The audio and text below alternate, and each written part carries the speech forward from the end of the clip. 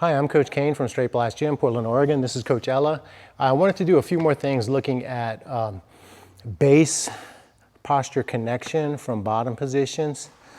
Let's take a look. So I'm going to start with Ella in a sit out. So not a head and arm sit out. Notice she's under my far arm here. And I'm going to work on creating base posture and connection from the bottom, how that might look. All right, so the way I describe base, it's my connection to the ground or earth, and then using gravity and the solid earth in my jiu-jitsu. And so I'm going to build my base first. So my left leg will come up close to my backside and then out like that. And then my knee is going to point kind of 45 degrees in this direction, and I'm going to push with my hip right there. And so that forms the basis for my base. And so I'm building an arch structure that goes from my foot all the way into my shoulder on this side, there. My elbow on the near side is going to come in onto the mat, and it's going to push into her hip there, like that. And so if she tries to scoot up towards my head, she's going to encounter that frame there, yeah, there. And then my knee on the backside is going to come up and then touch her hip. And so now I have her hip sandwiched between my elbow and knee. I've got my kickstand leg building my strong base all the way to my shoulder here. And then lastly, I'm going to get her collar here, and I'm going to punch out with a straight frame like that, there. And so now I've built a really solid base. So if Ella tries to move or posture into this, it's going to be really hard, yeah, for her to move.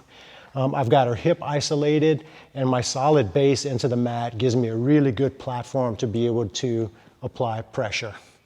And so I have base, posture, connection, and then the next thing is pressure. That's going to be my upas and shrimps from here. So one more time. She's got the sit out there. My foot will come up to my backside and out.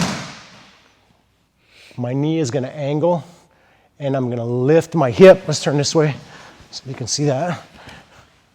Up, out, knee will angle, and then I'm going to drive with my hip. And I want to feel that drive of my hip go all the way to my shoulder there.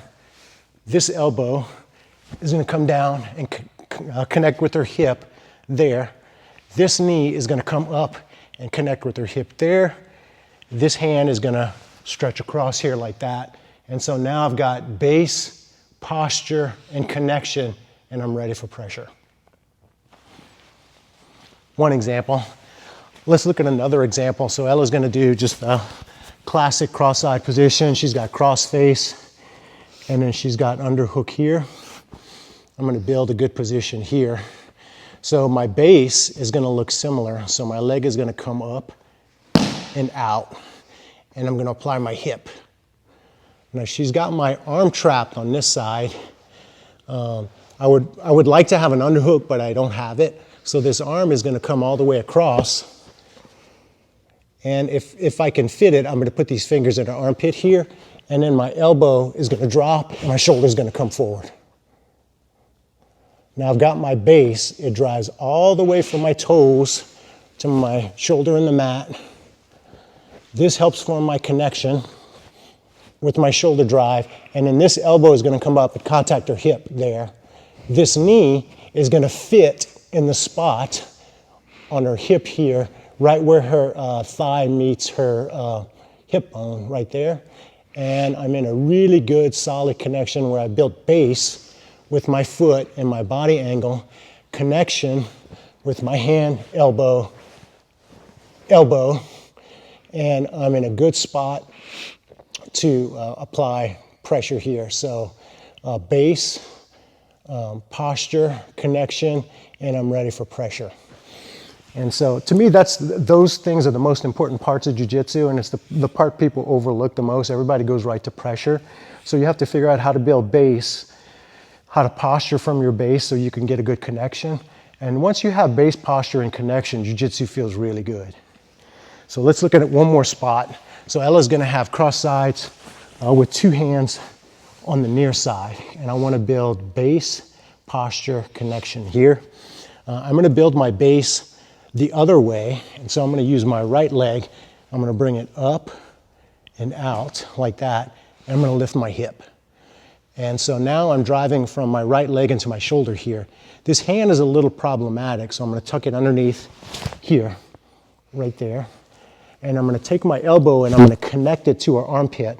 And almost always in jiu-jitsu, the right answer is move your elbow towards your own hip, and that's what I'm going to do, like that. Can you feel that, Ella? Yeah. There, like that. And so I built that position there. And so now I've got a base with my foot going all the way into my shoulder. I've got posture where I've tilted my hip. I'm facing that direction. And if I really want to fine tune my posture, I would sort of look up like that, there. My elbow goes down and forward right there. And I've got a beautiful connection on her body now. So now I have base posture connection. And my jiu-jitsu feels completely different here than from where I started. And Ella will tell you that she doesn't feel really good at all about this position. So base, posture, connection, and now I'm ready for pressure. Whatever that pressure would be, running man escape, upa shrimp, anything from here would work really well. And so what that means for your jiu-jitsu is when you're in a bottom position, you can always find a way to create base. How do you effectively connect to the mat? Begin to fix your posture and then get connection. And so if you feel like you got the best base posture connection from the bottom, you put yourself in a really good spot to apply pressure. And so there's just 3 simple examples there. If you take those 3 and sort of extrapolate them out, you'll find examples in all different positions in jiu-jitsu that are technically inferior positions. All right, give that a try. Let me know how it goes.